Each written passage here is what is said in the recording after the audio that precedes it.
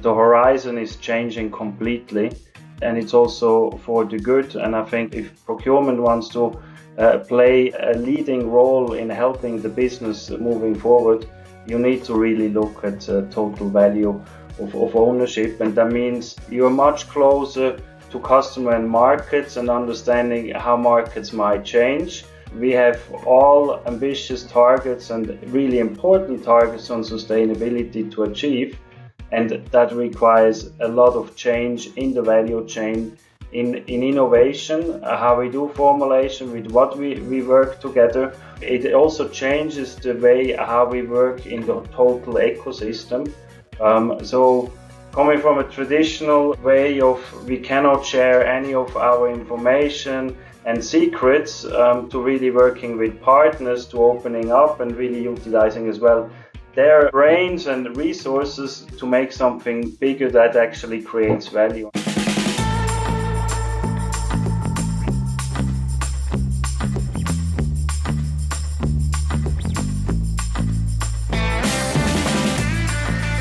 Thank you so much for joining another edition of The Never-Ending Climb for a Stronger Supply Chain and Procurement. Today, we have the pleasure of being joined by Cyril Wasem. And Cyril is a passionate procurement leader, so passionate about modern procurement, and he's just on fire for it. So this really shows through, and he's got this vision of what good looks like. And so he's helping the community, his team, his company. Cyril, thank you so much for joining us today. Sean, it's an honor to be here. It's my first podcast, so be nice with me with the tough questions. Absolutely. This is the fun part. What a great way to jump into how important it is to push our comfort zones, especially in supply chain, because, I mean, who's really comfortable with all of the ambiguity, the risk, and so on? For you doing your first podcast, this is like, it's such a great example of all of those times in your career that you've pushed your comfort zone. Correct. So you could say it's the normal daily life, being outside of the comfort zone. Apparently, the first time doing a podcast might be a bit different, but that's what I always enjoyed. Not just to help to solve problems, but also to transform and change something. And this also means you have to try. Sometimes you have to try the first time, and you have to fight against different reasons, and many people who just look into the past, how we have done it. And so that's a good piece. Most probably that's the reason that kept me always in procurement and supply chain. That's awesome. It's a new challenge every day. And when we're dealing with things that there's often patterns we can look at in history that help us figure out how to evaluate a current situation and what's similar and what's different. But then that ability to go and push through that I don't know, but I'll figure it out. And it's such a powerful mindset shift. And it's one of the most important ingredients I think a lot of companies miss in going from that sort of transactional purchasing team to really a procurement, strategic sourcing, supply chain team that's more involved in the business, that gets to get into, like you were talking about, different acquisitions and category management and, whole new teams and structures. This comfort zone is almost non-existent. Even if you've done this a dozen times, it's still a stretch every time you do it. And this is something that you naturally seem to run to, go figure it out. I don't know, but I'll learn, and we'll get through this and make it successful. This is a powerful, powerful mindset. Can you talk a little bit more about how you look at that and what you have done to build and reinforce and strengthen that mindset through your life? First, it's a mindset, I believe, and potentially you need to have the right attitude. You need to stay calm in every situation, but you also need to like the challenges to solve problems. And I think always have in mind what needs to be done and taking the ownership. So for a company, it's always in the end to make the customer happy. And then I think we too often give up, and I was always not giving up, and I could still sleep quietly in the night. And I think that so it's really in the end an attitude to always find a solution. And sometimes it goes a bit outside the comfort zone with crazy solutions. But this is, of course, I think in nowadays in this world where you have a lot of interruption, a lot of geopolitical shift, you need to be vivid enough to adapt to this.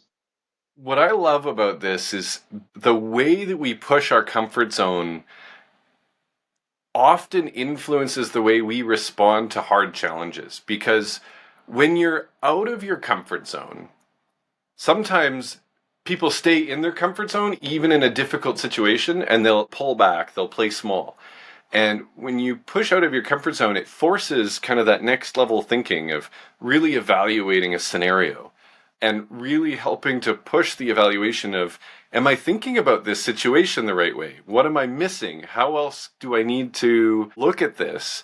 What other factors or beliefs do we need to evaluate, or constraints are going to come into play through this? Like that example of, the chemical company that when supply was super tight, they said, I don't care about price, ship me double, when all of their other suppliers or other competitors were still saying, keep your prices down. And then who had the product to sell later? It's such a powerful example of how we go from this savings, cost to, TCO, but even TCO is done, and we're the more and more of the most forward-thinking teams are moving to TVO, total value optimization. And can you tell me about what are you seeing with how TVO is rising? Yeah, I think as you said, some companies and often you still see an issue that TCO is correctly applied. That's already still a challenge if you want to do it the right way, but I fully agree.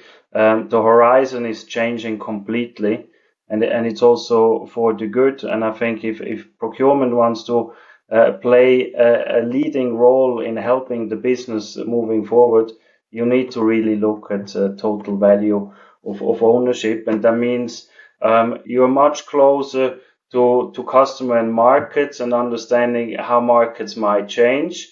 We have all ambitious targets and really important targets on sustainability to achieve, and that requires a lot of change in the value chain, in innovation, how we do formulation, with what we work together. It also changes the way how we work in the total ecosystem. So coming from a traditional way of we cannot share any of our information and secrets to really working with partners, to opening up and really utilizing as well their brains and resources to make something bigger that actually creates value. And in the end of the day, I think it's really simple. You will be measured by a customer, and you just need to be better than your competitors. It's simple, but it's also a big difference, because either you are just a follower, and that might be okay, but you are never the best. And if you want to be really a leader, then you need to be bold and also take a risk and test what could create the value behind. This is really important because there's, no risk, no reward. And in some organizations, the risk management starts to freeze and paralyze the organization.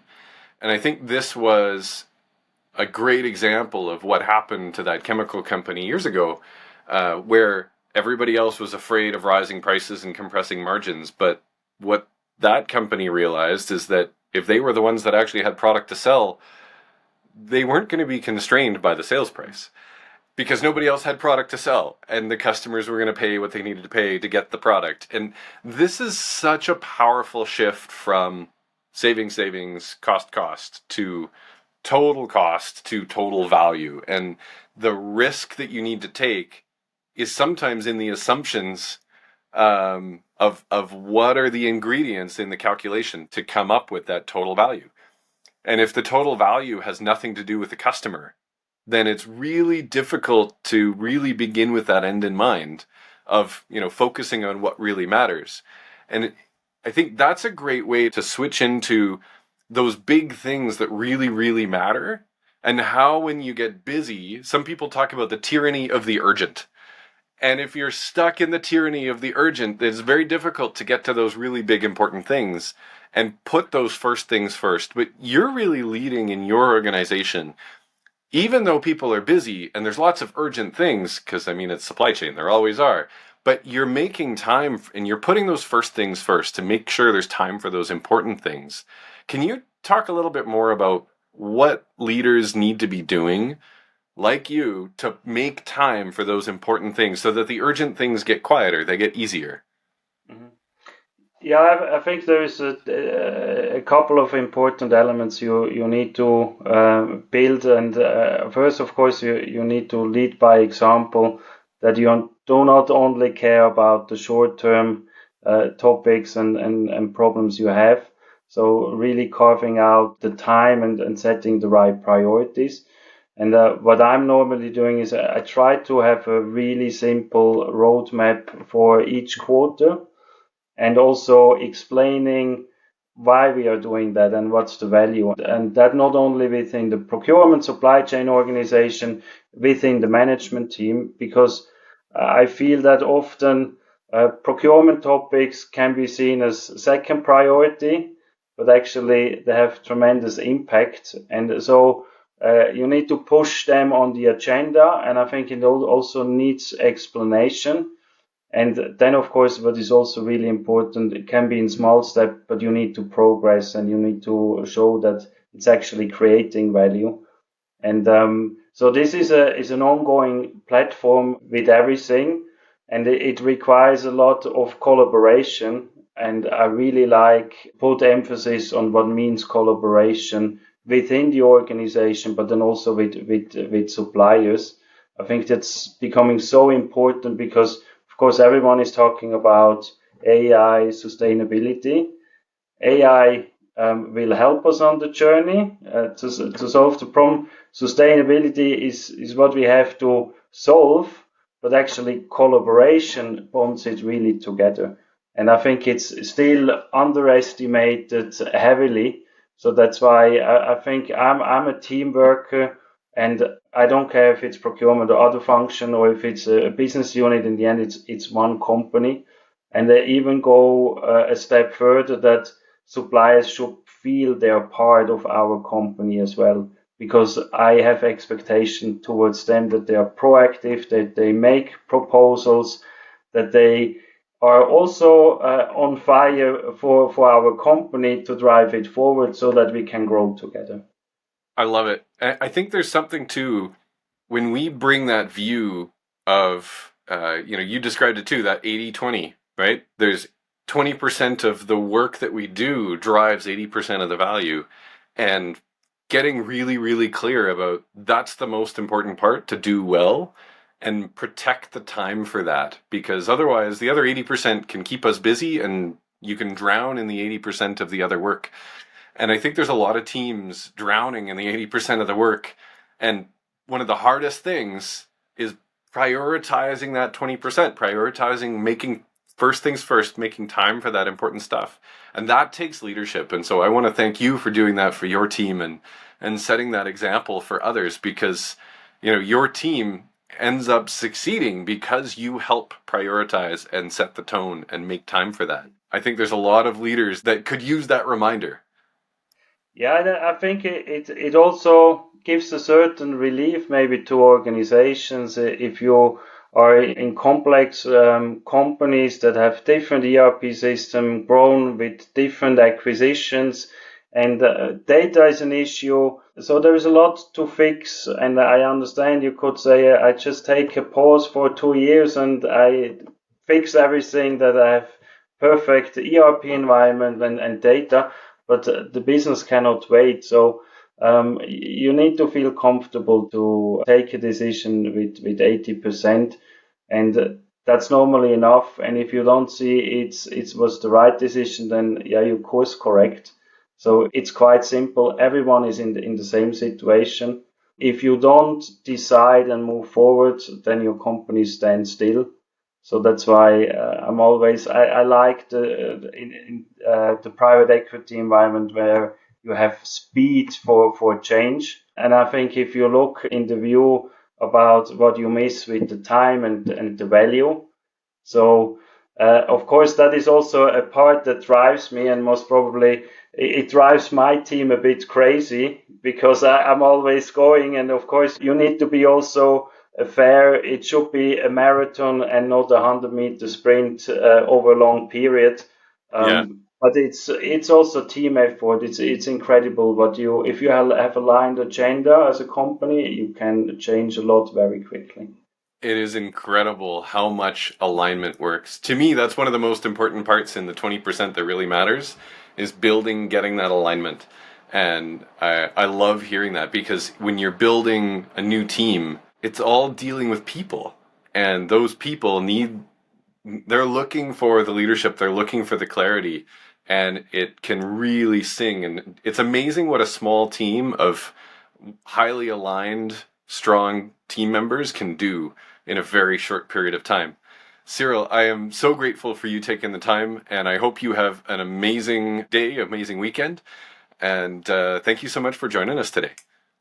It was a pleasure to be on the podcast, and look forward to have further conversations in the future with you. You bet. Thank you, Sean. Thank you, Cyril. And to everyone watching, thank you so much. This has been another edition of The Never Ending Climb for a Stronger Supply Chain and Procurement. See you next week.